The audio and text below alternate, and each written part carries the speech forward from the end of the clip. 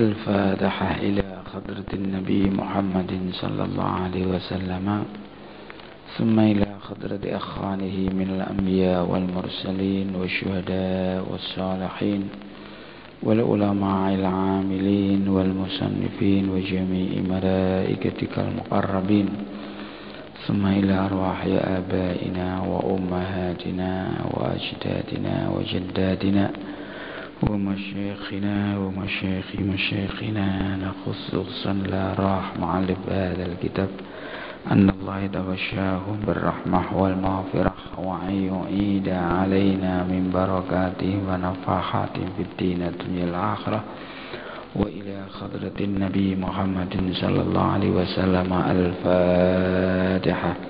أعوذ بالله من الشيطان الرجيم. بسم الله الرحمن الرحيم. الحمد لله رب العالمين الرحمن الرحيم مالك يوم الدين إياك نعبد وإياك نستعين اهدنا الصراط المستقيم صراط الذين أنعمت عليهم غير المغضوب عليهم ولا الضالين آمين.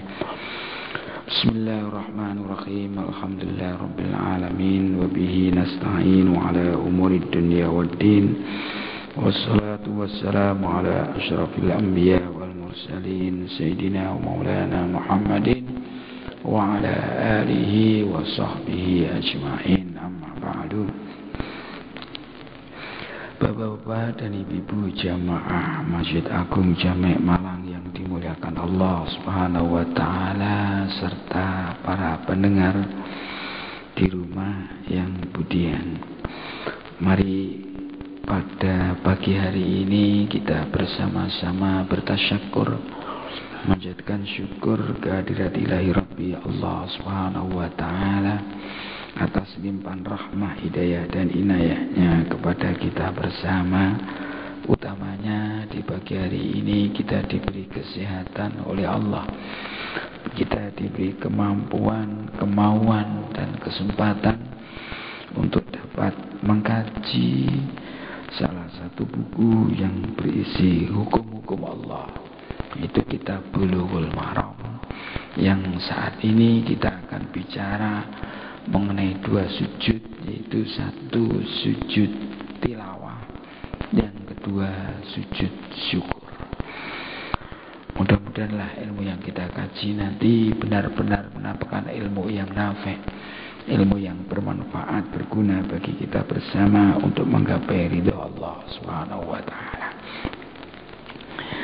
Selanjutnya salawat dan salam mudah-mudahan selalu tercurah kepada junjungan kita Nabi Muhammad sallallahu alaihi wasallam, para keluarga, sahabat, pengikut-pengikutnya termasuk kita bersama. Hadis nomor 275 ini dari Abi Hurairah, saya bacakan. Bismillahirrahmanirrahim. An Abi Hurairah radhiyallahu anhu qala sajadna ma'a Rasulillah sallallahu alaihi wasallam fi idza as-samaa'u syaqqat wa qra' bismi rabbikal ladzi khalaq. Hadis dari Abi Hurairah radhiyallahu anhu, beliau berkata, Abi Hurairah, kami ini pernah sujud bersama Rasulullah sallallahu alaihi wasallam di dalam ayat ketika Rasulullah baca ayat idzas samaa'u syaqqat wa adinat li rabbiha wa huqqat al-ayat, dan juga ketika baca surat yang ada ayatnya iqra bismi rabbikal ladzi khalaq al-ayat, itu Nabi sujud. Ini kami pernah sujud. Sujud ini namanya sujud tilawah. Sujud tilawah itu hukumnya menurut jumhurul ulama itu sunnah. Sunnah bagi orang yang membaca Quran atau orang yang mendengarkan orang yang membaca Quran, baik itu di luar sholat maupun di dalam sholat. Jadi salah satu contoh umpamanya ketika di Masjid Agung Jamek Malang ini setiap subuh di pagi hari Jumat itu membaca surat Sajadah. Maka di sana di dalam surat Sajadah itu ada ayat di mana ayat itu kita disunahkan untuk sujud tilawah. Maka sang imam langsung sujud. Jadi Allahu Akbar untuk sujud tilawah. Sujudnya hanya sekali, kemudian duduk, terus kemudian sujudnya itu bacanya sajada wajhi lilladzi khalaqahu wa sawwarahu wa qassamahu bi qawlihi wa quwwatihi. Ini langsung berdiri lagi, Allahu Akbar. Kalau berdiri terus langsung juga berdiri. Ini yang sunnah, yang membaca juga yang mendengarkan. Jadi kalau nanti imamnya itu sujud tilawah, maka makmumnya juga wajib untuk sujud tilawah, mutaba'atul imam. Oleh karena itu makmum itu harus tahu, di makmum itu harus tahu gerak-geriknya imam atau suaranya imam, ataupun kalau tidak tahu imam langsung, tahu orang yang di belakangnya imam itu sebagai pengganti imam. Itu nanti kita akan bicarakan dalam bab jamaah. Jadi karena apa?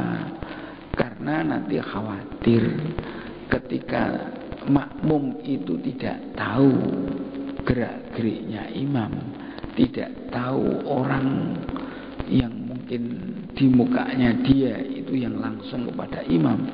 Ketika imam sujud tilawah ini, mereka tidak sujud tilawah, mungkin mereka ruku. Nah, ketika kini Allahu Akbar berhenti, berdiri, dia sami Allahu liman hamidah, habis kalau macam itu. Nah, oleh karena itu makmum nanti harus tahu. Oleh karena itu seperti ini bagus. Jadi makmum itu tahu akan gerak-geriknya imam. Oke. Ini menurut jumhur ulama itu sunnah. Menurut sebagian ulama, yaitu Imam Hanafi dalam hal ini, beliau mengatakan wajib. Jadi waqala Abu Hanifah wajibatun. Jadi hukumnya wajib untuk sujud tilawah ini. Nah, kalau kita ya sunnah aja, karena kita jumhurul ulama, hukumnya sunnah. Nih. Nah, untuk sujud tilawah ini disyaratkan sebagaimana syarat-syarat yang ada pada sholat. Karena begini, sujud, definisi sholat ini adalah aqwal wal af'al al muftatah bit takbir wa mukhtatam bit taslim. Jadi kata-kata dan pekerjaan-pekerjaan, aktivitas-aktivitas yang dimulai dengan takbir dan diakhiri dengan salam, itu namanya sholat. Oleh karena itu sujud tilawah ini termasuk kategori sholat. Karena kalau orang mau sujud tilawah itu takbir dulu. Jadi harus nutup aurat. Ya, karena orang baca Quran mestinya juga harus suci dari hadas. Jadi tidak boleh orang sujud tilawah itu menghadap ke timur. Misalnya dengan baca Quran, ada orang baca Quran menghadap utara, terus menghadap wasjud waqtarib, Qurannya ditutup, terus langsung ini nggak boleh. Jadi harus menghadap kiblat dulu, takbir dulu, Allahu Akbar, langsung takbir untuk sujud, terus Allahu Akbar, langsung salam, Assalamualaikum assalamualaikum. Jadi ada salamnya juga ada takbirnya. Nah ini yang baik memang dipraktekkan. Nah ini kelihatannya sujud-sujud tilawah ini ya betul sunnah, tidak dilakukan tidak apa-apa, tapi sebaiknya itu dilakukan. Karena kalau tidak dilakukan mungkin banyak orang yang tidak bisa praktek. Karena sekarang ini biasanya kalau pas ada sujud tilawah tidak sujud tapi cuma baca tasbih 4 kali, subhanallah, alhamdulillah, wala ilaha illallah, wallahu akbar 4 kali sebagai gantinya sujud. Ganti itu tidak sama dengan sujud. Nanti kalau diganti terus sujudnya tidak ada yang ngerti, ya tidak tahu dan tidak bisa praktek. Oleh karena itu sebaiknya lah kita ini yang sering baca Quran itu ketika pas ada ayat-ayat sajadah ini kita sujud tilawah, baik di dalam sholat maupun di luar sholat. Kalau di dalam sholat tadi, jadi seandainya kita pas seandainya sholat sendiri, kita pas wasjud waqtarib sujud, Allahu akbar sujud, kemudian Allahu akbar langsung berdiri, berhenti sebentar, terus Allahu akbar ruku.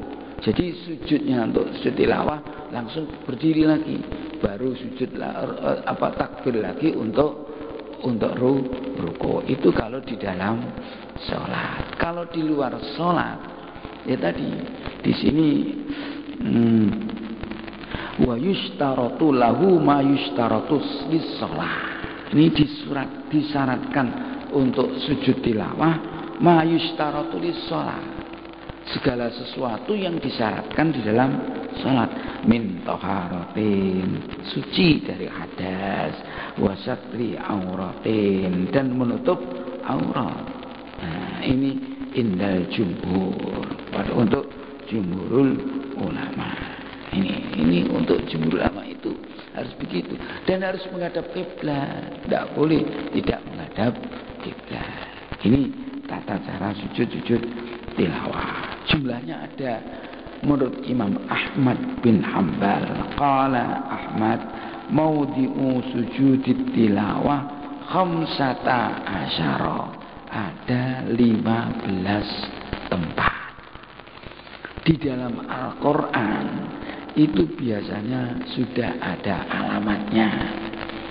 Kalau Quran yang dari Saudi ada garis di bawahnya, kemudian di tepinya ada tanda-tanda sajadah. Jadi ketika itu ada sujud itu ayat itu, nanti ketika sampai penghujung ayat itu kita sujud.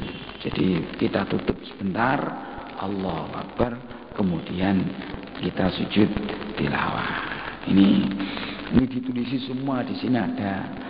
Contohnya dalam surat A'raf ayat 209 bunyinya innal ladina inda rabbika la yastakbiruna an ibadati wa yusabbihunahu wa lahu yasjudun. Ada disebutkan semua, jumlahnya ada 15. Nah cuma kita enggak usah kita baca. Ini jenengan pokoknya ini kalau baca Al-Quran, di Al-Quran itu ada alamatnya, ada tandanya. Di dalam di tepi itu ada, biasanya di baris ada gambarnya, kadang-kadang gambar masjid, terus di tempat sajadah. Oleh karena itu inilah termasuk sunnah, supaya kita termasuk golongannya ini man ahya sunnati, ini faqad ahabbani wa man ahabbani kana ma'i fil jannah. Barang siapa menghidupkan sunnahku, maka dia termasuk kategori orang yang mencintaiku. Kata Nabi, barang siapa mencintaiku, maka dia nanti akan bersama-sama aku di surga. Menghidupkan sunnah itu kan perilaku Nabi, itu kan perilaku Nabi yang mungkin sekarang sudah jarang-jarang dilakukan. Mungkin begitu. Nah, ikhya itu menghidupkan, ataupun di samping itu ya kita mengikuti lah. Menghidupkan itu boleh mungkin sunnah-sunnah Nabi yang sekarang jarang-jarang dilakukan orang, ataupun mungkin sunnah-sunnah Nabi itu semuanya kita lakukan. Itu berarti kita menghidupkan sunnah Nabi. Pun ini di sini banyak hadis-hadis ya yang menjelaskan itu juga. Cuma hadis itu di sini yang banyak itu menjelaskan ayat-ayatnya. Tak bacakan salah satu contoh. Ni wa anhu radhiyallahu anhu anna Rasulullah sallallahu alaihi wasallam sajada fin najmi. Ini Nabi itu sujud tilawah dalam surat An-Najm. Nah, jadi surat An-Najmi idza hawa ma dhalla. Di sana di tengah-tengah itu ada ayat sajadah. Jadi jika ini wa an Zaid bin Tsabit radhiyallahu anhu qala qara'tu 'ala an-nabi an-najmi wa lam yasjud muttafaqun alaih. Katanya dari Zaid bin Tsabit radhiyallahu anhu, saya pernah itu membaca Al-Qur'an ala Rasul, di muka Rasul. Saya membaca, Rasul yang nyimak. Nah, Rasul yang mendengarkan, membaca An-Najm, surat Wan-Najmi. Tapi di situ walam yasjud, Nabi tidak sujud, muttafaqun alaih. Di sini menunjukkan bahwa hukumnya sujud tilawah itu sunnah. Karena Nabi kadang-kadang melakukan, Nabi kadang-kadang tidak melakukan. Ini itu saja isinya macam itu. Nah, ini ada juga dari yang ini An Khalid bin Ma'dan radhiyallahu anhu qala fuddilatis suratul hajj bisajdataini rawahu Abu Dawud fil marasil. Dari Khalid bin Ma'dan radhiyallahu anhu, beliau berkata fuddilat. Jadi fuddilat suratul sajdah. Surat sajdah itu surat hajj itu diutamakan karena di dalam surat sajdah surat haji itu ada 2 tempat sujud. Jadi di dalam surat Al-Haji itu ada 2 tempat untuk sujud. Nah, ini karena ada 2 tempat untuk sujud itu, jadi surat haji itu ada keutamaannya dari yang lain. Bahkan dalam riwayat rawahu Ahmad wa Tirmidzi mausulan, ada hadis mausul ini min hadis Uqbah bin Amir wa fazada, ada tambahan faman lam yasjud huma fala yaqra huma. Barang siapa tidak sujud 2 kali di dalam surat sajadah itu ada tempatnya, maka dia sama dengan tidak membaca surat sajadah. Surat haji ya, dalam surat haji itu ada 2 tempat sujud.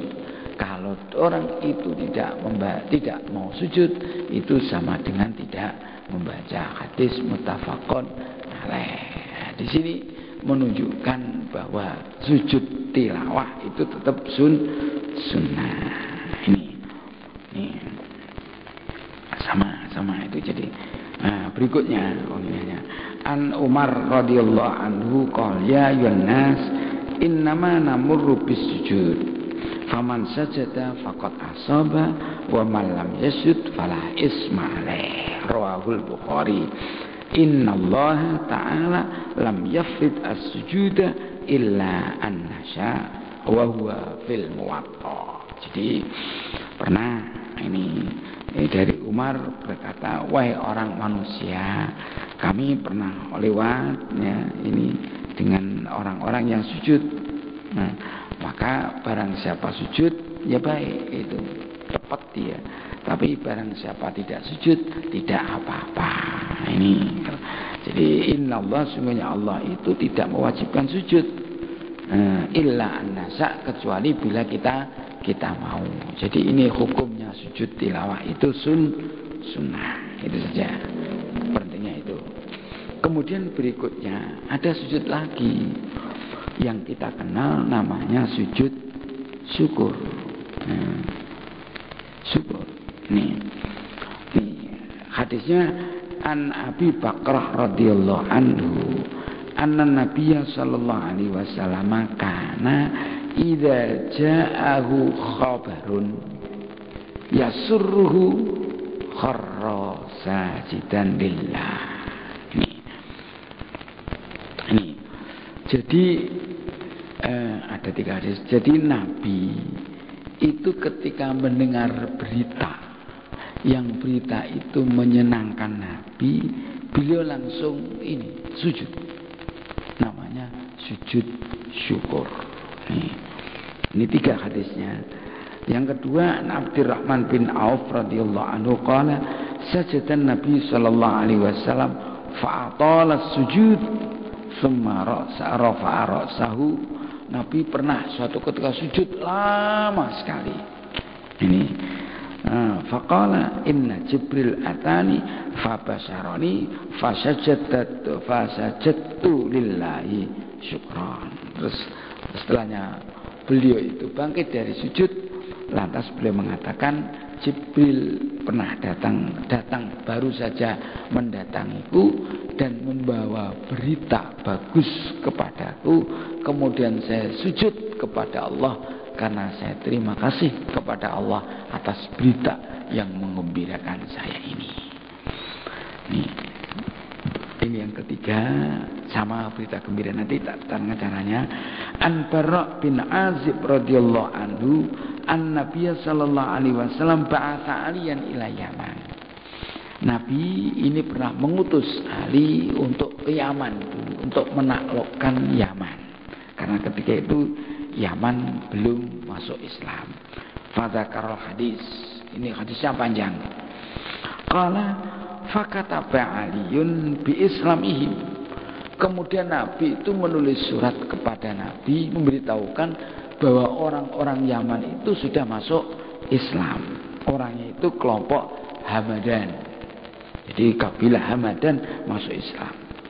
Falamma qara'a Rasulullah sallallahu alaihi wasallam, ketika Rasulullah membaca surat tadi, Alkitab kharra sajidan, Nabi langsung sujud syukran lillahi ta'ala ala dzalik.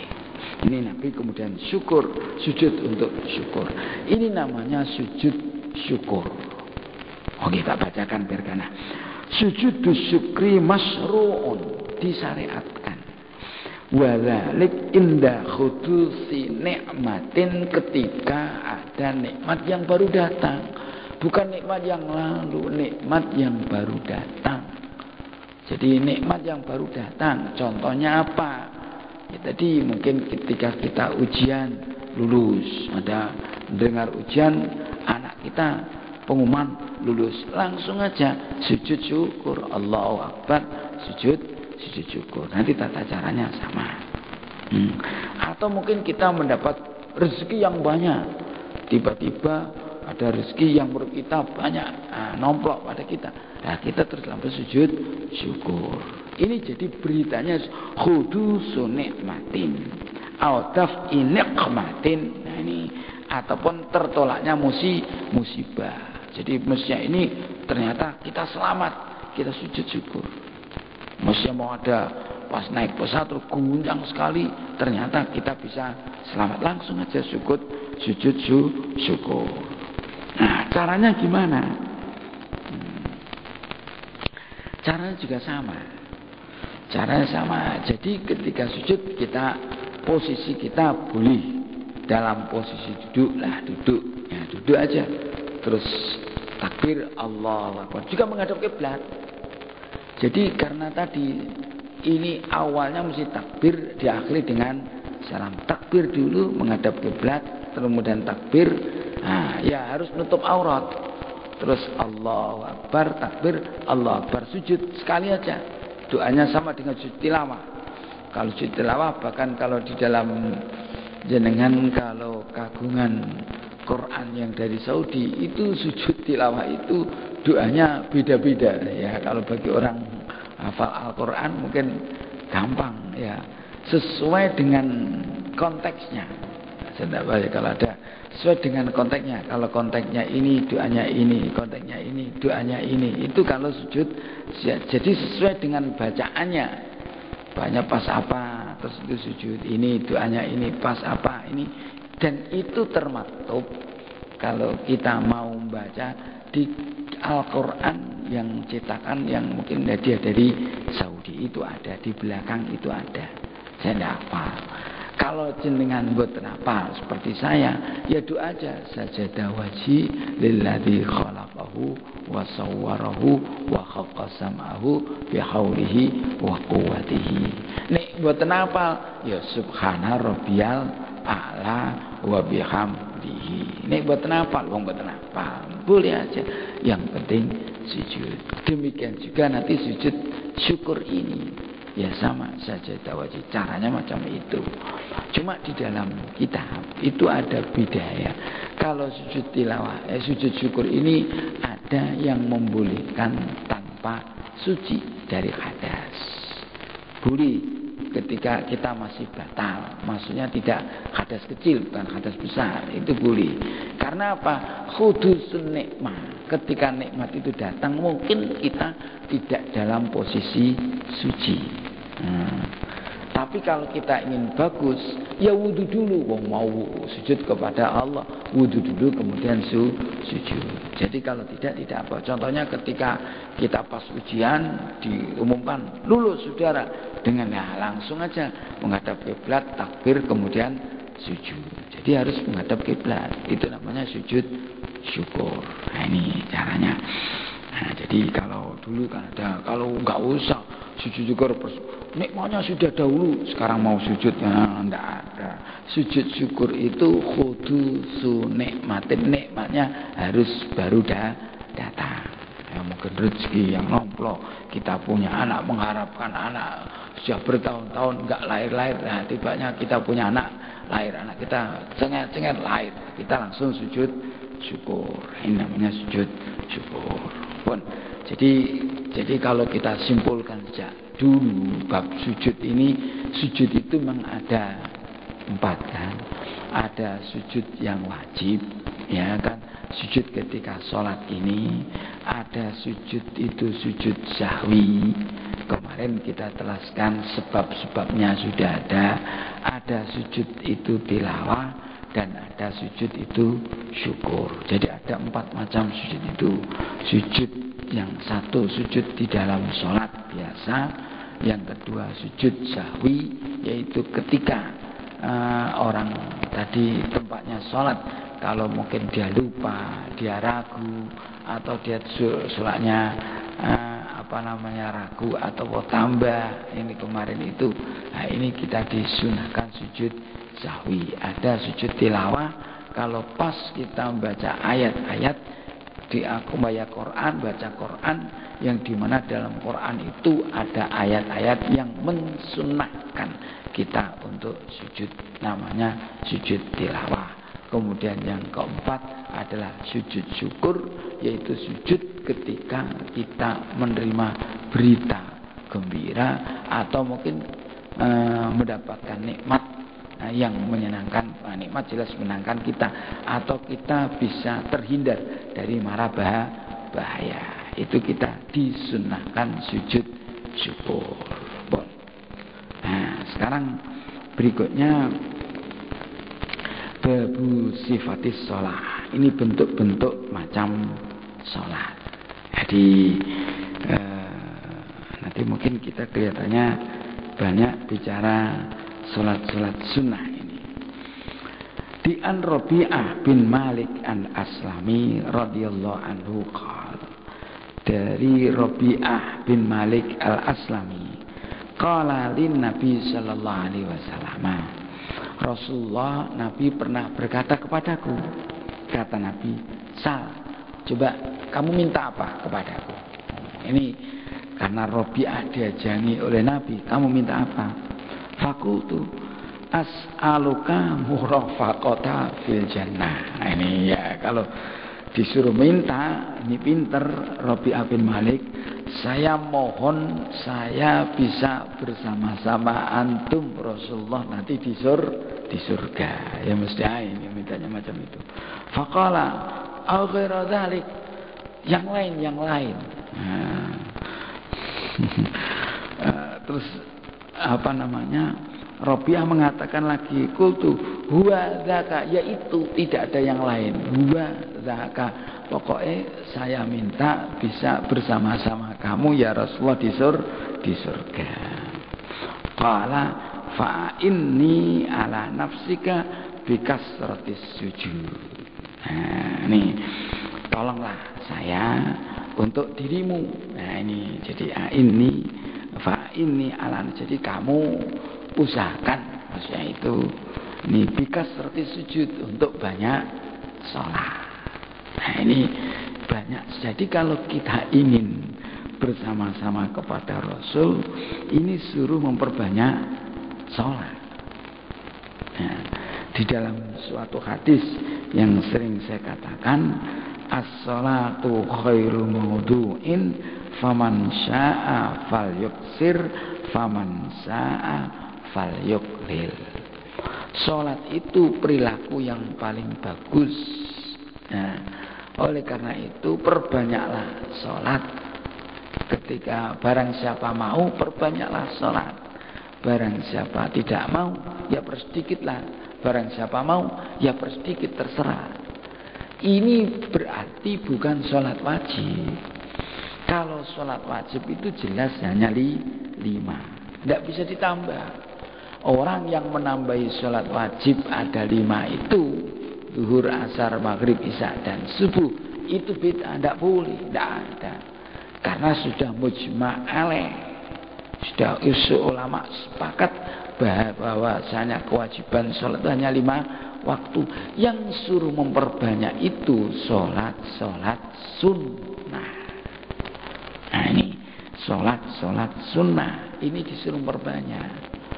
Sholat sunnah itu macam-macam. Jadi ada sholat sunnah yang mustaqillah, sholat sunnah yang sendiri. Disunnahkannya itu karena ada sebab sendiri, mustaqillah tuh. Dan sholat sunnah itu masyru'iyatul jamaah, disyariatkan, dianjurkan untuk jamaah. Karena Nabi dulu ketika melakukan sholat itu pasti jamaah. Sholat macam ini termasuk sholat sunnah yang muakkadah, yang top. Ini hanya ada 5. 1. Sholat Idul Fitri. 2. Sholat Idul Adha. 3. Sholat gerhana bulan. 4. Sholat gerhana matahari. 5. Sholat istisqa. 5 sholat ini sholat yang disunnahkan, sebabnya mustaqillah, punya sebab sendiri. Kenapa sholat Idul Fitri? Karena pada hari raya Idul Fitri. Kemana sholat Idul Adha? Karena hari raya Idul Adha. Karena ada gerhana kita sholat. Karena ada gerhana bulan kita sholat. Gerhana matahari kita sholat. Karena ada istisqa kita disunahkan sholat. Siapun mustaqillah. Ini yang 1. Ini yang kedua. Ini yang kedua itu sholat sunnah yang sunnahnya itu mengikut kepada sholat wajib. Disunnahkannya sholat karena ada sholat wajib. Contohnya qabla zuhur. Kita disunnahkan sholat qabla zuhur itu karena ada sholat zuhur. Jadi ini sebabnya karena sholat wajib.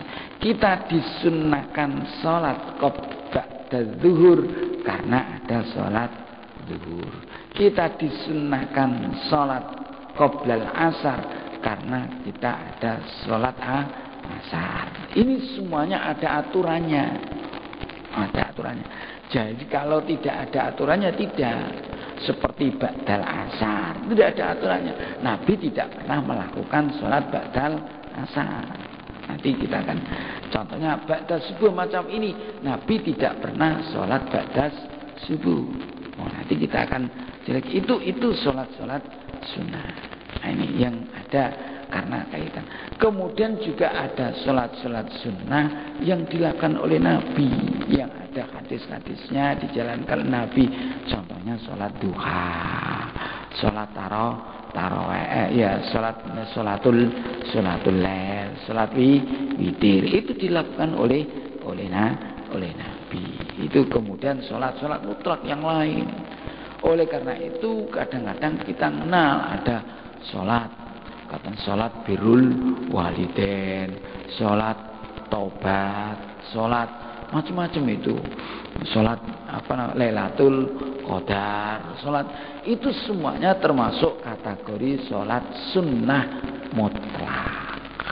Nah ini makanya di sini kalau ingin ya ini ini ala nafsika bikas roti sujud, tolong diriku, tolong salah saya untuk kamu. Kalau kamu ingin sama-sama saya di surga, ya bikas roti sujud, banyak sholat sunnah.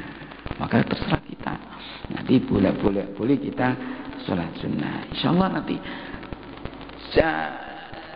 nanti akan kita jelaskan juga sholat sunnah itu ini yang pada waktu haram itu ini kan badal maghrib, badal subuh tidak boleh sholat, terus badal asar tidak boleh sholat. Tapi kan tidak semua sholat. Contohnya dulu pernah di sini juga ada ketika ada gerhana bulan, ketika jam 5 pagi, padahal sholatnya subuh 4:30. Loh, 4:30 itu sholat subuh. Habis sholat subuh karena ada gerananya mulai jam 5, maka jam 5 itu kita boleh melakukan sholat untuk gerhana bulan. Seperti ba'dal asar pernah jam 5 atau jam 4:4 ada gerhana matahari. Kita boleh sholat sunat gerhana matahari walaupun ba'dal asar. Padahal sholat sunnah ba'dal asar itu, waktu ba'dal asar itu tidak boleh digunakan untuk sholat. Itu sholat mutlak. Sholat yang mutlak, sholat yang tidak punya sebab. Apa ada banyak? Contohnya sholat tasbih. Dengan sholat tasbih itu dilakukan kapan saja boleh. Sholat tasbih itu boleh dilakukan kapan saja. Dilakukan, yang tidak boleh itu dilakukan pada waktu haram. Ba'da sholat asar tidak boleh, ba'da sholat subuh tidak boleh kita sholat tasbih. Nanti jam 8 siang boleh. Jadi sholat hajat tidak usah malam hari. Sholat hajat itu, sholat taubat tidak usah malam hari, siang juga boleh, asalkan tidak pada waktu-waktu yang haram. Yang biasanya keliru itu tidak di sini, di Saudi. Di Saudi itu ketika di Masjid Nabawi, di masjid di Medina, itu banyak orang berebut di Raudhah. Pada subuh lari-lari masuk ke Raudhah. Ketika masuk di Raudhah, pada sholat subuh sama sholat. Itu tidak boleh. Di Raudhah pun tidak boleh sholat sunnah ba'da subuh. Karena itu waktu-waktunya haram. Kenapa kita ke Raudhah? Ya duduk iktikaf, mohon kepada Allah. Ketika waktu haram itu, nanti ketika matahari sudah terbit baru sholat, dan sudah agak tinggi sedikit, nah qadra rumhin, kira-kira 1 tombak, kita baru sholat. Sholat apa?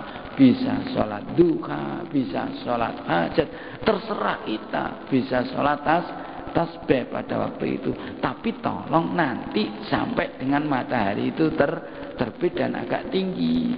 Yang soalnya banyak orang-orang itu keliru di sana itu. Jadi orang keliru tidak hanya di Indonesia, di luar negeri juga ada orang yang keliru. Cuma memang ada tempat yang spesial. Tempat yang spesial itu di Masjidil Haram. Kalau di Masjidil Haram itu spesial. Jadi nanti kalau kita ini kapanpun kita boleh sholat di sana. Jadi ba'da subuh itu boleh, sholat tawaf boleh. Jadi orang mau ba'da subuh biasanya tawaf, habis tawaf terus kemudian sholat. Ini kalau di Masjidil Haram tetap boleh. Nah, ini karena di situ ada Ka'bah. Jadi itu ada tempat yang istimewa. Nah, selain itu tidak ada, selain di tempat itu tidak ada. Lah begini kadang-kadang banyak teman yang tidak tahu. Nah, nanti insyaallah lah berikutnya kita akan menjelaskan. Jadi jadi al hadis ini khattan rais al ihtimam bi amril mar'usatin wa su'alu iyahum ma yahtajuna. Ini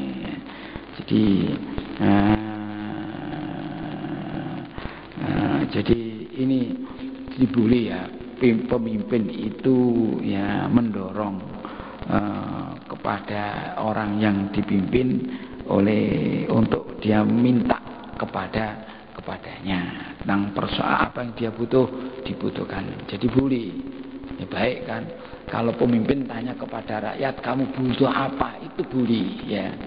Nah, ini baik. Jadi itu kan Nabi mengatakan, Nabi kan seorang pemimpin, tanya kepada masyarakatnya. Rabi'ah bin ini pemimpin juga begitu, boleh yang baik begitu, tanya kepada rakyatnya ini apa yang dibutuhkan, amma yahtaju. Nah ini malah pemimpin yang baik macam itu, jadi tahu kebutuhannya rakyat ini. Nah, kemudian al-hathu alal mujahatin nafsi wa qahriya bi kasri ta'ah. Fainul maratib al-aliyah innama yaqu bi mukhalafati nafsi ad-daniyah. Jadi ada dorongan untuk mujahatun nafsi, memerangi hawa nafsu ini dan memaksa nafsu ini untuk banyak-banyak melakukan ketaatan. Nafsu itu harus dipaksa untuk melakukan ketaatan. Kalau tidak dipaksa, susah nafsu ini. Jadi dipaksa. Iya toh, kita itu sholat itu sulit tuh. Wa inna lakabiratun illa alal khasin. Satu berat. Makanya harus dipaksa. Ketaatan itu juga berat. Nafsu harus dipaksa untuk melakukan taat, untuk mencapai martabah derajat yang tinggi. Jadi karena mencapai martabat yang tinggi ini caranya innama yakunu bi mukhalafatin nafsi ad-daniyah. Untuk itu bisa tercapai kalau kita bisa menentang, tidak mengikuti kehendak nafsu yang sangat hina. Jadi kalau kita jangan sampai menuruti nafsu. Nah, ini kalau kita ingin mencapai derajat yang tinggi. Ini jawazu talabir rutab al-rafi'ah wa inna minan nas may yakunu mal anbiya fil jannah. Ini boleh kita minta tingkatan yang tinggi, boleh, martabat yang tinggi boleh. Nah, martabat yang tinggi tadi yaitu bersama Nabi di surga. Tadi kan Nabi ada orang minta sama Nabi di surga. Nabi juga minta, kalau kamu ingin bersama ke surga, suruh bikasrotis sujud. Ini di masjidu fatis sholah fakasrotuha bisababun li'uluwid darajah wa musafatis sallallahu alaihi wasallam fi daril karamah. Ini jadi keutamaan sholat itu. Sholat itu luar biasa lah. Karena banyaknya sholat itu merupakan sebab untuk tingginya derajat. Kalau orang ingin tinggi derajat, tolong memperbanyak sholat. Sholat apa? Sekali lagi sholat sunnah. Enggak sholat bolak-balik zuhur, enggak. Zuhurnya cuma sekali. Sholat sunnahnya sholat yang perbanyak. Terutama bagi orang-orang yang sudah lanjut usia, orang yang nganggur gitu loh, yang tidak punya pekerjaan. Kalau punya pekerjaan ya kerja dulu dong, kerja. Kalau masih muda juga kerja. Ini kalau waktu-waktu yang kadang-kadang ada orang sudah pensiunan, waktu longgarnya banyak, tapi tidak digunakan kerja juga tidak. Dia digunakan untuk arisan, lebih baik daripada digunakan untuk ngomong-ngomong, gunakan untuk sholat. Itu merupakan perilaku yang paling bagus. Wallahu a'lam bishawab. Besok insyaallah akan kita rinci apa sholat-sholat yang disunahkan itu. Mudah-mudahan ada guna dan manfaatnya. A'udzubillahi minasyaitonirrajim. Bismillahirrahmanirrahim. Alhamdulillahirabbil alamin. Hamdan yuwafi ni'amahu wa yukafi mazidah. Ya Rabbana lakal hamdu kama yanbaghi li jalali wajhikal karim wa 'azimi sultanik. Allahumma anfa'na ma 'allamtana wa 'allimna ma yanfa'una. Allahumma arzuqna fahman nabiyyin wa khibzal mursalin wa ilhama malaikatikal muqarrabin. Allahumma arzuqna wa auladana wa talamidana wa dhurriyyatina uluman nafi'ah wa amalan mutaqabbala wa rizqan halalan thayyiban barakan fid dinatul akhirah. Wassallallahu ala sayyidina maulana Muhammad walhamdulillahi rabbil alamin. Assalamu alaikum warahmatullahi wabarakatuh.